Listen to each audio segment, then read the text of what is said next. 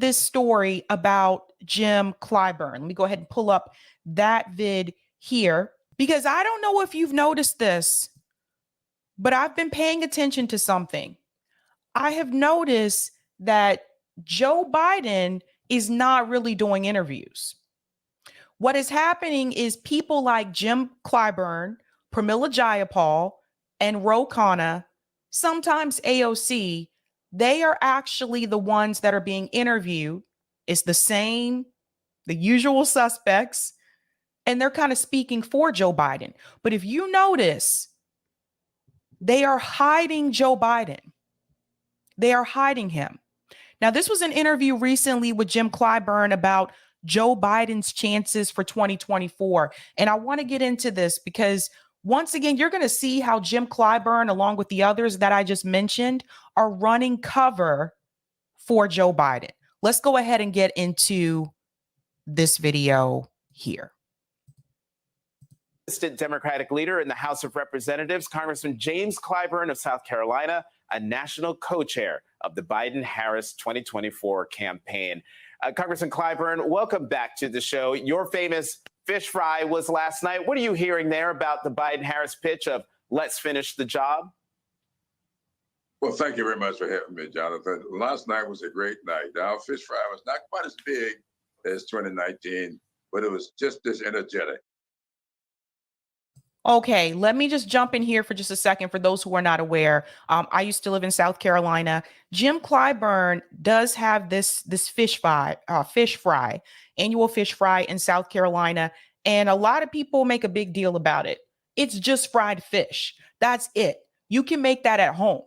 But with this type of event, what he does is he feeds the people, and it's also an attempt to connect you to the Democratic Party in the sense that I'm going to have this fish fry. Oh, and by the way, you need to support Joe Biden. This is what Jim Clyburn does.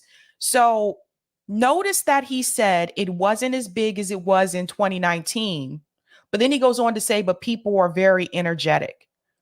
Hold on to the thought where he says it wasn't as big as it was in 2019. That means that people, even in South Carolina, and they love Jim Clyburn there, are starting to become turned off by the possibility of Joe Biden actually being president again in 2024. So that's the first thing I want you to pay attention to. It wasn't as big. Jim Clyburn is going to pretend like there's no issues here for Joe Biden, and I don't believe that one bit. People are on fire for the Biden-Harris ticket. People are on fire for the Biden-Harris ticket, but he just told you it wasn't even as big as it was in 2019. People in South Carolina were on fire for it in 2019. Not so much this time. He's trying to trick you and make you think that people are really excited about it. They're not. Unlike anything I've seen in South Carolina before. And he's telling on himself here. Let's go back. He's telling on himself. Not as big as 2019, but it was just as energetic. People are on fire for the Biden-Harris ticket. Unlike anything I've seen. That doesn't make any sense. If people are on fire and it's unlike anything that he's ever seen, he just told you that in 2019, it was larger than it is now. So how is it unlike anything that he's never seen? No, he saw that energy and that fire for 2019. He told you the turnout was not as big. So he's telling on himself. And this is what I'm trying to get people to understand. People like Jim Clyburn, Ro Khanna, even AOC, Pramila Jayapal, they are trying to trick you and make you believe that people are energized and on fire for Joe Biden the same way that they were in 2019. This is not true. That is not true. They are carrying Joe Biden. Joe Biden is now weekend at Bernie's. He is the Bernie character where he has to be lifted up. They have to hold him up because he can't carry it on his own. And this is what people need to understand. When is the last time you saw Joe Biden do an interview? They are keeping him out of the public as much as possible, as much as they can, because they know that he's experiencing some type of cognitive decline. Let's go on. In South Carolina before. And our guest speaker last night for the dinner, which took place just before the Fifth Fry, was Governor Roy Cooper of North Carolina. And he was on fire. I tell you, it was one of the best nights that I've experienced in South Carolina politics ever. That's a lie. See, I have friends and family there. That is not true. That is a lie. Just because the governor from North Carolina showed up there, he says the governor was on fire. Okay, so he was on fire. Great. That's one person. That's not everybody. And if it was as great as he says it is, the turnout would not have been lower than it was for the 2019 fish fry. They are paid liars, these politicians. So, Congressman, in our recent NBC News poll, 48% of people who say they didn't want the president to run for another term say age is a major reason why he shouldn't run. Nikki Haley, the former South Carolina governor and candidate for the Republican nomination, had this to say, which was like a bank shot of a comment about Biden's age. Listen, and I want to show you something, what they're doing with this poll. Notice they're showing you the poll that people are, their reason for being against him is because of his age, right? It's not really age, it's cognitive decline, right? But they word it in such a way so that it doesn't make Joe Biden look so bad, right? Notice they're not showing you the poll where it's like 70% don't want him to run again. They're only showing you the poll about the age factor. That's on purpose. They're making it seem like the support for Joe Biden is higher than what it is. And I'm here to tell you right now, I don't even believe, I think it's higher than that 70% that doesn't support him. I think they're inflating these numbers and they're phrasing it in such a way to make Joe Biden look good. We'll talk about it on the other side. He's announced his, that he's running again in 2024. And I think that we can all be very clear and say with a matter of fact that if you vote for Joe Biden, you really are counting on a President Harris, because the idea that he would make it until 86 years old is not something that I think is likely. I mean, Congressman, that's a rather ghoulish thing. Is she wrong? I don't think she's incorrect there. I don't think Joe Biden, if he wins in 2024, I do not believe that he's going to make it through that entire presidency based on what I'm seeing just right now. And that means that if that happens, that Kamala Harris is your president. And I want all of you to remember this going into 2024. If Joe Biden does not make it through the full term, Kamala Harris will be your president. Do you want Kamala Harris to be your president? She's right about that. I don't even like Nikki Haley. She was my governor when I lived in South Carolina. I've never been a fan of Nikki Haley, but she is 100% correct about that statement about Joe Biden. Thing to say, but your reaction to what she said about the president and her fear-mongering about Vice President Harris. Well, I have two things to say about that. The first is this. Joe Biden's mother lived to be 92 years old, and my mother only lived to be 55 years old. Nobody has any guarantee on how long they're going to live. So it is very unfortunate for her to say something like that. I'm older than Joe Biden. I feel fine. I still don't know if I'll make it to sundown. This is the kind of foolishness we ought to keep out of politics. Let's stay focused on the issues and stop saying stuff like that. So the president of the United States not remembering who the prime minister of Malaysia is, the president of the United States fumbling his words during press conferences, the president of the United States experiencing cognitive decline is not a serious issue. That's foolishness to Jim Clyburn. They all know what's going on here. They know Joe Biden is failing. They know that Joe Biden is in decline. But in order for them to keep their seats, they have to run cover for Joe Biden. This is how this works. You scratch his back, we'll scratch your back later on. You want that committee assignment? Help us prop up Joe Biden for 2024. That's how it works. Everything to Jim Clyburn is foolishness. I've noticed this. He said this to activists as well, too. When activists have protested, Jim Clyburn would show up and say, stop this foolishness. That is just very unbecoming of a presidential candidate and unbecoming, really, of a former governor of my home state of South Carolina. And what about her bank shot remark about it? If you vote for him, you're really voting for President Harris. Well, that would be a good thing. President Harris has demonstrated, Vice President Harris has demonstrated over the years that she's up to the job. How? How has she demonstrated that she's up to the job of being president of the United States? Kamala Harris can't nail an interview. She can't answer simple questions during an interview. We've talked about this multiple times, how she's terrible with these interviews. She is responsible for the border. That is her task that was given to her as vice president. That has not been resolved. How has she proven that she is up for the job? And this is where the commentator, this is where you should push back, but he's not going to, or he's going to lose his job. This is why you should push back on Jim Clyburn and say, give me some examples that show that she's ready and she's up for the job. And then sit back and wait and see what Jim Clyburn says. Jim Clyburn, I got to tell you this, having lived in South Carolina, didn't grow up there. But one of the things that I noticed is that Jim Clyburn seems to be like against anything that he considers to be radical or outside of the status quo. This is why he was against the message that Bernie Sanders had. He's against all that. All that. He takes the most money from Big Pharma.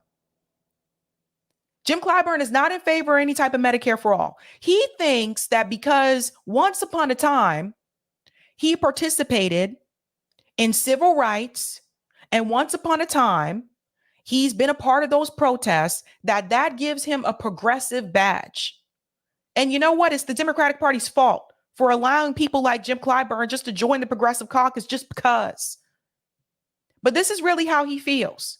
He thinks any type of radical change, if you approach Jim Clyburn and you talk to him about healthcare, you talk to him about reparations, he'll say, stop this foolishness. Stop it. What are you talking about here? Stop it with the ridiculousness. That's exactly how he responds. He is for the status quo. And mark my words, he will be one of the people that will be there to make the case for Kamala Harris going forward in 2024. Terrible. She has been a big, I think, credit to this administration. Now, she's a woman and the first woman to ever hold the job. So she should get the job just because she's a woman? You see how they're just using identity politics? And she's a woman, the first woman to ever hold the job. So she deserves to have it? And she hasn't proven that she deserves to have that position? This is what the Democratic Party is going to run on. Don't you want to have the first black, half, Asian American woman to be president of the United States? That's what they're going to use. And then if you push back against that, then they're going to tell you, oh, you're racist and you're sexist because you don't want Kamala Harris. It's typical playbook for the Democratic Party. And they've been relying on this for quite some time. Identity. And that's it. Red 6 says Kamala didn't win her own state in the primaries. Nobody likes her. Bingo. Bingo. And not even to mention a minority from two perspectives, Asian American as well as African American. So that gives you a lot of scrutiny that you aren't going to get otherwise. But What'd I tell you? think that she has measured up, and it all depends on what media people you talk to as to how well she's done. But I am very impressed with her. I'm very thankful that the president has had her on the ticket and is displaying her so prominently in his reelect. That video was very, very telling for me, and I think it ought to be for the country. You know, Congressman, despite his many legal travails, Donald Trump keeps piling up endorsements. On Thursday, he snagged 50 of them in New Hampshire. He is the front runner for the Republican nomination. Is the White House giddy about a rematch, and should they? No, I don't think they'll get it, and they should not be. I think that we have to be very, very careful. I remember the giddiness that some Democrats felt way back when Ronald Reagan was a nominee. No, every campaign is unique unto itself. We have to run every campaign like we are behind, and I do believe we are going to do that. To the extent to which we can let the American people know that this record that Joe Biden has put together is a record that is good for them, for their families, and for their communities. Really? How has Joe Biden's record worked out for you so far? And this isn't to say that Trump's record is necessarily better, but it is to point out something here. Once again, you have other people speaking for Joe Biden. Why aren't they asking Joe Biden about his record? You ever notice this? And that's what we've got to do. I was so pleased when I saw the chart you had up. There, about third or fourth on the list, was the PAC Act. Nobody's been talking about the PAC Act. But let me tell you something. Last night, when I talk about the PAC Act, that is the act that went back and picked up all those Vietnam veterans that did not get full benefits. They came back unceremoniously. And when veterans have found out what Joe Biden has done with the PAC Act, they are coming to the Democrats like veterans never came to Democrats before. The best friend that veterans got, the Democratic Party. And just look at what the Republican Party are trying to do as a ransom to pay off our debt. Get rid of veterans benefit, cap Medicare and Social Security, means testing Social Security. These kinds of things, the American people are seeing through them, and I expect for veterans to come to us in this next election like never before. Seniors will be coming to us like never before. Pay attention to the demographic that he's referring to. So Vietnam vets, that would be his demographic. That would be his generation, the boomer generation, right? He's not speaking to us. He's not speaking to millennials. He's not speaking to Gen Z. Notice when he talks about Joe Biden's record, he's talking about the things that older people will benefit from, because those are the people who typically come out and vote. And that is the population that they are catering to. What about the young people? Where's that student debt cancellation that Joe Biden messed up? And yes, he messed it up. Where's that? What happened to codifying Roe v. Wade? Where's that? What happened to canceling the student debt for students that went to HBCUs that make under $125,000 a year? What happened to that? You see, the things, when they talk about Joe Biden's record, oftentimes they refer to things that Biden has implemented that benefit his generation, not my generation. My generation, people still struggling to even try to pay rent, let alone try to buy a house. My generation bombarded with student loan debt. My generation struggling to pay for groceries. My generation can't afford to get married. My generation can't afford to start a family. They're not speaking to millennials and Gen Z. And then they wonder why they're struggling to get support from those groups. This is what it's all about. Because it's not their word that do it for them. It is their deeds. And what's significant about your comment about veterans is that South Carolina has a very large veteran community in the Palmetto State. Let me get you on one more. Yes, they do. Yes, they do. There are a lot of retirees, military retirees that live in South Carolina. South Carolina has the oldest electorate. You see what I'm saying? That is the population that he is trying to cater to. Not the younger people. More thing before I have to let you go. Speaker McCarthy got his bill. You mentioned it, got his bill that would lift the debt ceiling in exchange for serious spending cuts through the House, but by only 2 votes. Republicans say they think that this will force President Biden to come to the negotiating table. Does it? Absolutely not. That bill is going to get over to the Senate. In fact, it may die somewhere around Statuary Hall before it ever gets over to the Senate. So it will be dead on arrival.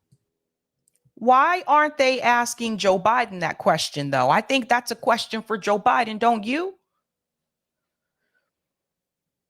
Jim Clyburn reminds me of Uncle Ruckus from the Boondocks. That's who he reminds me of. I have another clip here. This is from Case Study QB, also of Jim Clyburn. Now, he is talking about the primary challengers that are running against Joe Biden. And of course, if you can only imagine, he doesn't think this is a serious thing, really. But let's hear what he has to say. Shout out to Case Study QB for this clip. He's got a challenger. Robert Kennedy Jr. is going up against him. He's a conspiracy theorist. He is an anti-vaxxer, but he's polled. Listen to how they describe RFK Jr. It's not working. I was on the ground covering his announcement here in Boston. People don't care about that. The people who came out to support RFK Jr. and show support for him, they don't care about his take on the jab. They don't care about the whole conspiracy, concept that people are saying that he has. They don't care about any of that. So the media smears that they're having is not working the way that they thought that it would. Most of the people that were there were more concerned about ending these wars, cutting off these government agencies like the CIA and the FBI. They were more concerned about that than his stances on the jab. This is how the media is completely lost touch with the American people. The average working class person, I want to be clear, the average working class person does not care about RFK Jr.'s stances on mandates and jabs. Period. Jesus. Polling at 19%. Are you concerned as a person who has backed Joe Biden, who is behind him and his reelection? Are you concerned? And do you think Mr. Biden is concerned with this polling? I'm always concerned when there's somebody on the other side and breathing. I treat every opponent seriously, no matter who they may be, what their names might be. I guarantee you, of that 19%, 15% is Bobby Kennedy. And when you get exposed to the... That does not make any sense. He said of that 19%, 15% is Bobby Kennedy. Let's go back a little bit and I'll let him finish. 15% is Bobby Kennedy. And when you get exposed to the fact that this is Bobby Kennedy Jr. and not Bobby Kennedy Sr., those numbers are going to reflect. Bobby Kennedy Sr. passed away many decades ago. Okay? Like, no one that I have spoken to is confused and think that this is RFK Sr. running for president. Everyone knows he is not alive. This doesn't make any sense. Makes no sense. And then some people will say, well, maybe they think that he's going to be just like his father. How can they think that when the media is constantly smearing him as an anti-jab candidate? Do you see what I'm saying? You see what Jim Clyburn is doing? This doesn't make any sense. When George W. Bush ran for president, I wasn't sitting back thinking, oh, this is George HW Sr. running again. No, I knew they were two completely different people. This is a mess. Oh my God. BSD guy says Uncle Ruckus is at it again. Yes, 100%. What kind of foolishness is this? That reality. So this 19% doesn't bother me at all. I am bothered by anybody who's an anti-vaxxer, who is a conspiracy theorist. This is all about a democracy moving forward, leaving a country for our children and our grandchildren, and you cannot do that if you are against vaccines. I grew up. Again, anybody who's against the status quo, I think people should actually listen to RFK Jr.'s opinion about that and not just take Jim Clyburn's word for it. That's my take on that, and let him explain his views about vaccines. At a time when polio was running rampant, why did we get rid of polio? Because vaccines, Jonas Salk and Albert Sabin. And now we've got a vaccine for this pandemic, and you're trying to get it behind us. And anybody that's against vaccinations, I just have a problem with them. And most people I know would have a problem with that. Most people you know are like you. Most people that he knows are his demographic, his age group. He's like, I grew up during polio. Ain't nobody talking about no polio, man. Why are we going all the way back? This is 2023. Okay. This is the craziest shit I've ever heard. It is 2023. We're not thinking about no polio. People did have issues with the fact that this was something that was rushed out and it was experimental. And there are reasons to have concern. He's not speaking for the rest of us. This is the problem with people like Jim Clyburn and a lot of people that we have in Congress. They're not speaking for the rest of us. Absolute ridiculous. But here's Jim Clyburn once again trying to run cover for Joe Biden, because right now they see that Joe Biden does not have the mental capacity to take on interviews like this. And so Joe Biden is hiding in the background. I don't know what they're trying to do to help him get prepared for these press conferences that he has, but he's hiding somewhere in the background. And they got Jim Clyburn, Pramila Jayapal, and Ro Khanna out here doing the work for him. And I think they're going to be surprised. I don't think this is going to work in 2024. If I'm wrong, I'll come back and I'll say my bad. But based on what I'm hearing from people and based on what I'm seeing and people who are really upset with this economy, I don't think this is going to work the way that they think it's going to. And then they have nobody else to blame except for the people who ran against Joe Biden. They'll say it's all their fault. How dare you? It's your fault. No, it's Joe Biden's fault.